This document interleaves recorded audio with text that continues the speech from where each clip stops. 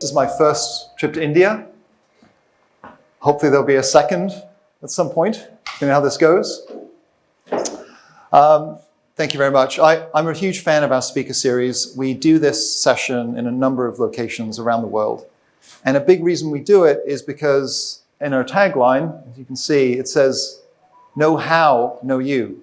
And the way we see that is the know-how is sharing information with our clients, helping them solve technical challenges, and working very closely with our business partners and friends to solve the issues in the industry, right? And navigate the challenges. And obviously the know you is the relationship side. We really think those two things are a blend. Thank you so much for coming to listen to the panel today and to listen to the speech on private credit. I wanted to start with a show of hands. Does everyone in the room know who David Rubenstein is? Please put your hand up. Founder of Carlyle, David Rubenstein. Does everybody know who Kim Kardashian is? Please put your hand up. Does anybody not know who Kim Kardashian is? We got one. Okay. So at Super Return this year,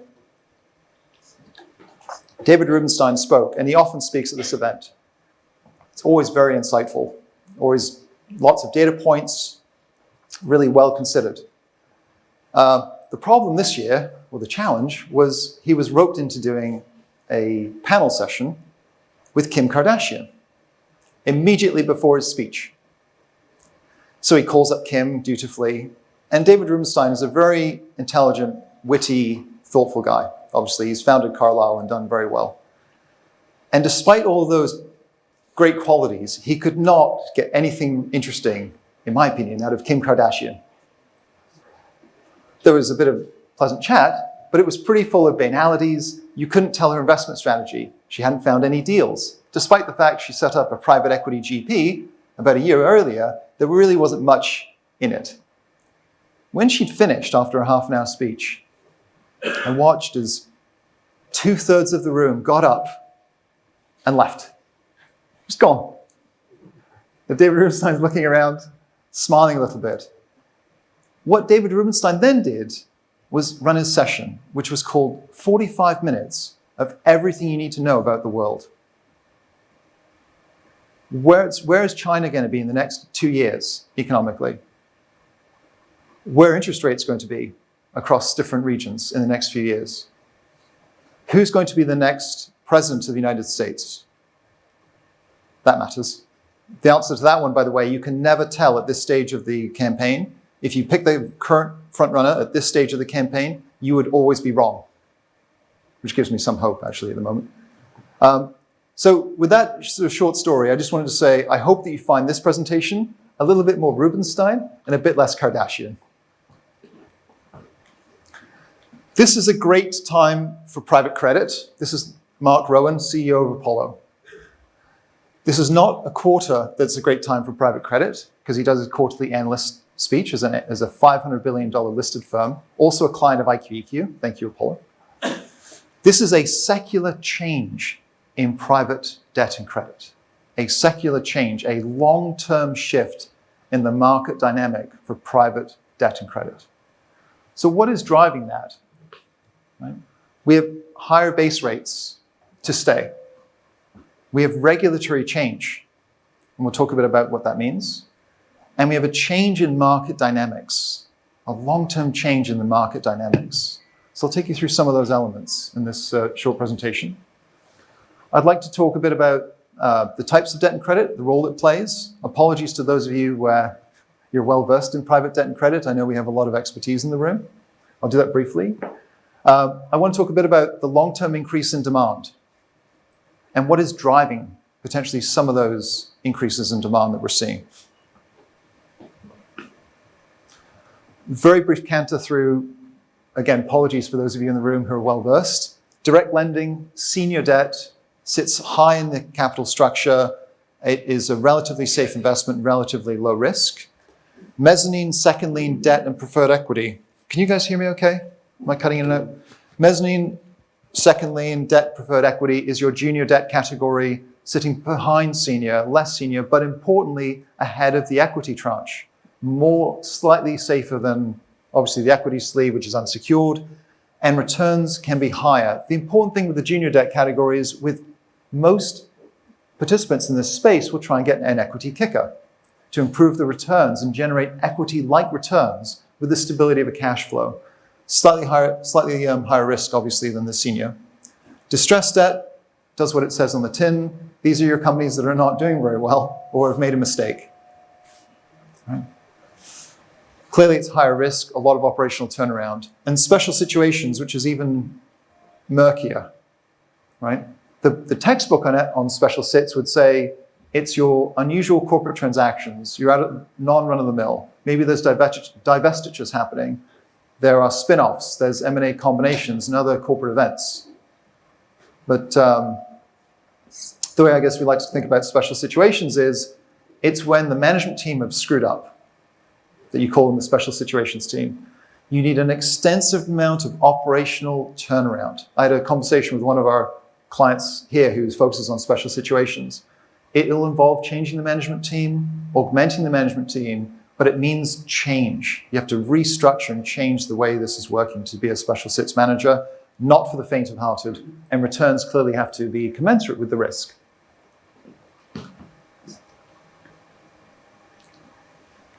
So, the role of private credit, right? Current income, clearly producing cash flows. There are PIK notes and other loans where income is not as prevalent, but for the most part, let's just say current income is a feature of private credit. Historically, lower loss rates, right? The important word there is historically, which we'll come back to. Right? In a higher interest rate environment, what does that look like? We have an illiquidity premium in private debt and credit. You've got some cash flows, but it's still private credit, often held in a closed-ended fund without the right of redemption. So there is a liquidity premium over the public markets. Diversification in an environment where you've got less correlation to public markets, it can be an important part of a portfolio to provide a more risk-adjusted, better risk-adjusted return in a portfolio. So has a strong role to play as a non-correlating asset, at least not correlated to either the equity markets, depending on who you talk to on that front, or compared to listed public debt. And again, the risk-adjusted point about having customized portfolio construction, to use private credit to really adjust up and down the risk-return profile to achieve a customized level of where you want to be, particularly where you might be looking at an asset manager with a long-tail liability.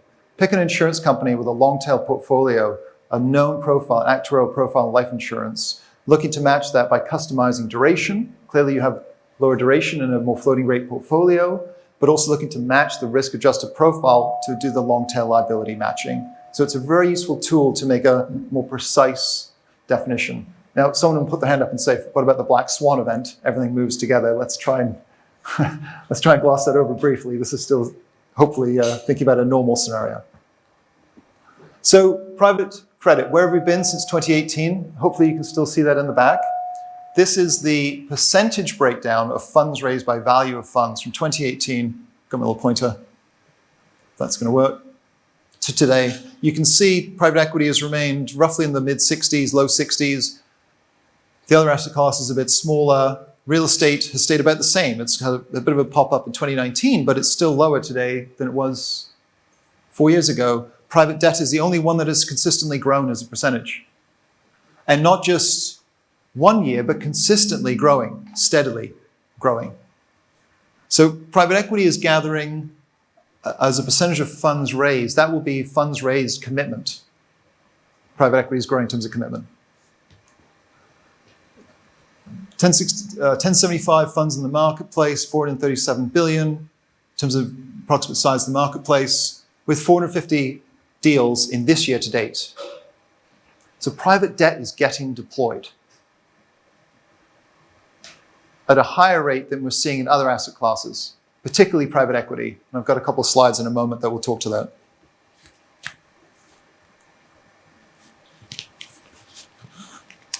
So this graph is about, it shows obviously that AUM has increased 12% annualized since COVID, right? That's the headline. But what stands out for me is the relative change, right? The light blue, if you can see that, hopefully, unrealized value, not commitment, deployed capital, the unrealized gain on private debts invested. The dark blue is dry powder. And for me, what stands out, if you pick a point, say around 2018 or so, looking at about 0.25 trillion, pardon me, 0.25 trillion, and that's grown to about 0.45, maybe 0.5, maybe doubled. So dry powder has roughly doubled over that 5-year period. Look at the same corresponding amount of unrealized value, right? 0.8 up to 1.7-ish. You're seeing almost a tripling in unrealized value versus a doubling in dry powder. So the unrealized value in the deployment is at a much accelerated rate, a 3-to-2 ratio on the dry powder. That tells you it is getting deployed. Over consistently, year on year, private debt has been deployed the last few years. What's interesting, of course, that's right through COVID. Despite distressed debt fears and the rest of it, it's still getting deployed. So this graph, courtesy of Goldman Sachs, like a lot of these graphs, shows you dry powder by asset class. PE is your big one down here at the bottom. You can see your categories, hopefully. Real estate in your orange, private debt is your light blue, right here. I chose this graph because I thought for me it's, so again, putting the message home around private debt capital is getting deployed. I think that makes sense. But if you look at on a relative value, when I looked more closely, relative value, say since 2018, you see about a 25% increase in dry powder on PE. I think if you look at the line here for about private debt, you still see about a 25% increase potentially in private debt, dry powder. So I think it's saying you still have about the same increase in dry powder on debt as you do in PE. Clearly PE is a lot larger because there's historically a lot more funds deployed. But if you think about the last slide and the massive acceleration in funds raised, that means it's getting deployed faster to remain consistent to the same ratio, about a 0.4 increase, right? So what does that say? Again, private capital is getting deployed on a long-term basis. But still a good amount of dry powder versus history.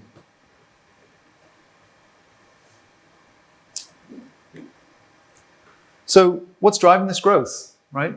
Clearly it's a hedge against inflation, especially on a floating rate environment. You will have seen fixed income portfolios under pressure, higher interest rates on fixed income, lower yields, lower pricing. That's putting pressure on bonds, as we know. And I think what we're seeing with the likes of Apollo is, let's replace in some of the institutional portfolios fixed income with some of the private floating rate debt.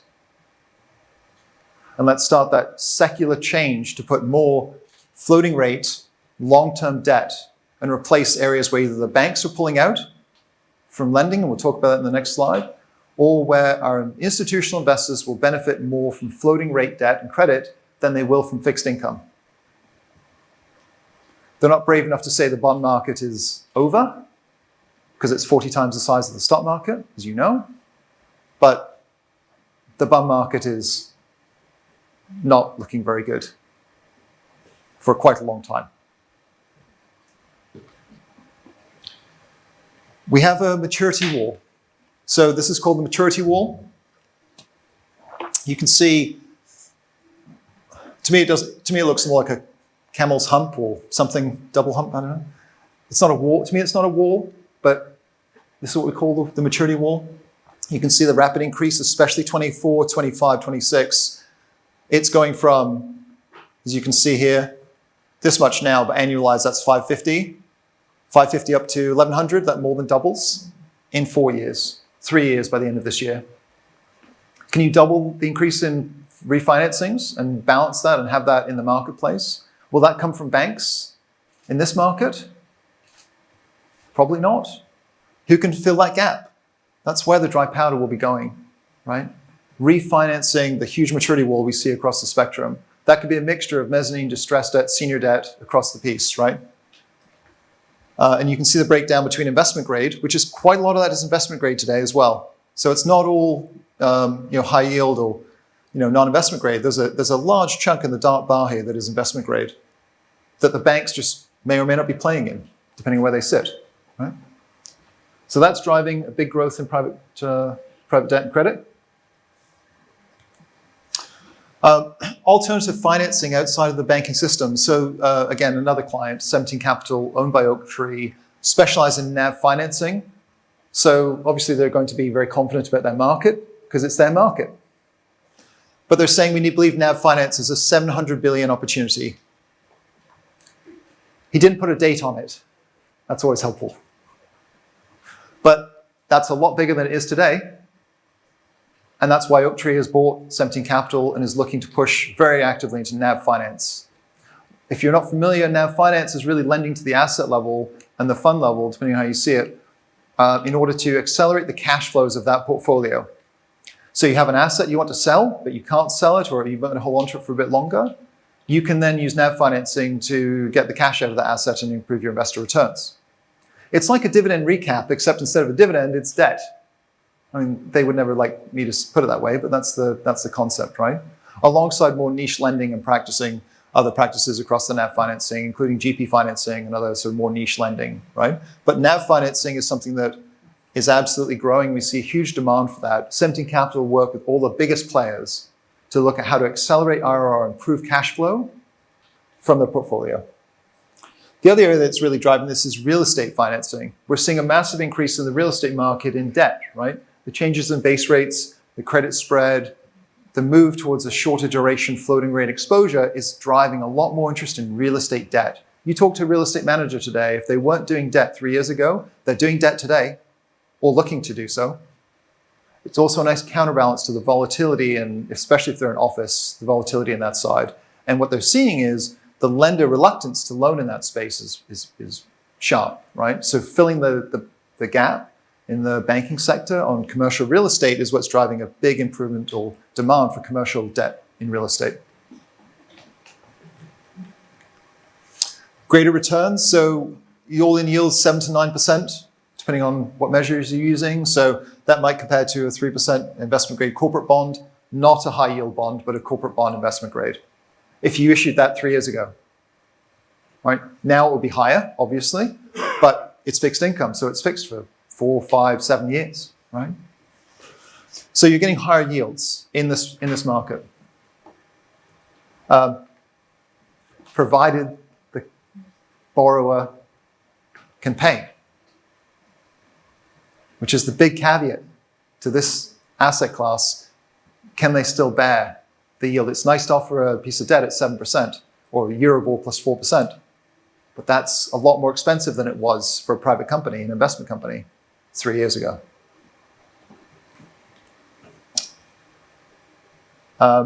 Democratization is driving demand for private debt and credit. So again, another quote from Apollo. I truly believe this could be the single biggest product inside the Apollo family in the not too distant future. And what he's really talking about is the retail channel. They have come out publicly, it's at the bottom, and said, we want to raise $50 billion for retail investment into private debt and credit by 2026. That is a big number in a very short space of time, which involves gathering a lot of retail high net worth capital in various sleeves to invest in private debt and credit. So they're absolutely pushing this as a very active strategy to fill, not just to fill fundraising gaps, but to provide long-term capital to their business and feed future growth. So they're a 500 billion manager. That would be 10% of their business as a whole. What's also helping there is a change in regulation. So in Europe, we've seen the LTIF. LTIF is the long-term investment fund aimed at more retail work. LTIF 2.0 came out early this year, very thoughtfully put together in terms of an attractive vehicle to put retail money into private capital. It's a good, flexible structure. I'm not just saying that to plug Luxembourg, but it works. The UK have done something similar with the LTAF, the Long-Term Asset Fund. Again, it's the same similar concept. The UK has been a bit less in favor as the European domicile for obvious reasons, but the LTAF is a similar initiative to put retail capital at work in private markets. So the regulatory environment has softened and improved. One thing we should be thinking about in this market here in India is how is that evolving in the minds of the local market with SEBI. We talked with a couple of business partners today around the openness to do partnerships, the ability to find the right structure. where debt throws off cash flows, it is very important to find the right structure that can handle interest income in a tax-efficient way, much more so than private equity. So that's something that really needs to be thought about for the future of this jurisdiction for domestic funds, in terms of that tax-efficient pass-through of debt and credit. I know Mauritius used to have a hand in that, a bit constrained from the changes a couple of years ago, but still a role to play. And Singapore, obviously, as well. So private debt, there's a lot of numbers on here, a lot of graphs. What this is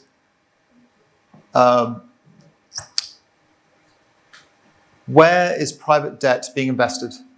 If you look at the big bars in each section, so the dark blue for the US, that's US money invested in the US and domestically. So the countries are along the bottom. You can see that's Europe investing in Europe. You can see it's China investing in China. So the main bars are there located, right? And you would expect the biggest bar for each of the different columns to be their domestic market. And that's what you see. But if you look more closely, you can see that for every country, ignore the US, every country, this is private debt in the middle, the largest bar, other than the domestic market bar, in most cases, except China, which is a bit of a special case, is the US is there or thereabouts, is one of the larger bars. So a lot of the other regions globally are investing their money into the US and the US market.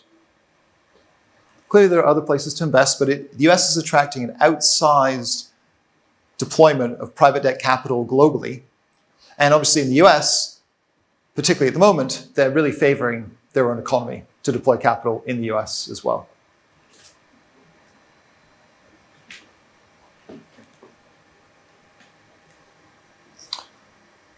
So what lies ahead for private credit?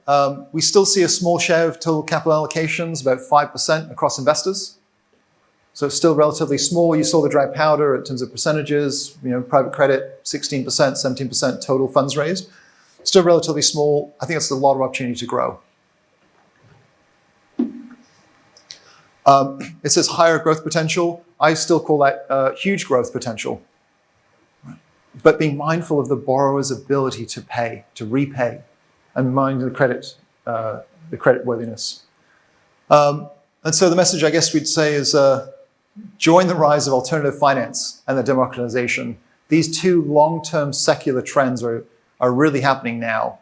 The rise of alternative finance, filling in for the banks, and opening up to a more retail market. And that's what I want to say. Thank you very much for listening.